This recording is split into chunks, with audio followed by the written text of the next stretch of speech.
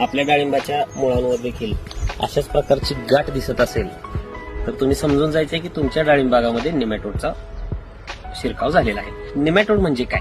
Nematode म्हणजे मातीत असणाऱ्या सूत्रकृमी ज्या डाळिंबाच्या मुळ्यांवरती हल्ला करून गाठ तयार करतात, त्याला निमॅटोड म्हणायचं। याची लक्षणं काय? पानं पिवळी पडणं, रोपांची वाढ न होणं, फळांची संख्या भरपूर असून देखील फळांना आकार न येणं।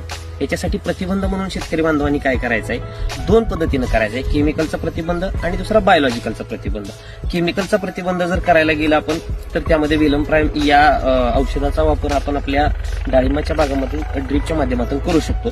त्याच पद्धतीनं जर आपल्याला सगळ्यात स्वस्त मस्त आणि इफेक्टिव्ह रिझल्टचा वापर जर करायचा असेल तर त्या ठिकाणी आपल्याला बायोलॉजिकलच्या पद्धतीनं जायचं आहे। बायोलॉजिकलमध्ये आपल्याला रिकोडर्मा या प्रोडक्टचा वापर करायचा आहे। प्रति एकर 2 लिटर या पद्धतीनं या प्रोडक्टचा वापर करायचा। याच्या वापरामुळे डाळिंबांच्या मुळांवरती नेमॅटोडच्या गाठीच्या आतमध्ये असणाऱ्या सूत्रकृमींवरती हा रिकोडर्मा हल्ला करून त्या सूत्रकृमींची गाठ नष्ट करते, सूत्रकृमींना नष्ट करते आणि 5 ते 6 दिवसामध्ये आपल्या प्लॉटमध्ये जी मुळावरची दिसणारी जी गाठ आहे ती नाहीशी झालेली दिसते।